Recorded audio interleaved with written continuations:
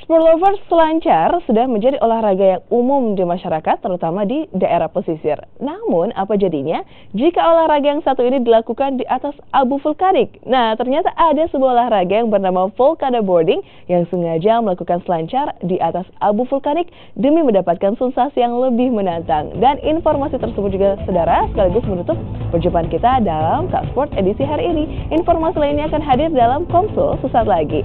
Saya Andi Darbarini, mewakili seluruh kerabat kerja yang bertugas, saya mengucapkan terima kasih atas perhatian Anda. Maju terus dunia olahraga Indonesia dan pastinya salam Kak Sport.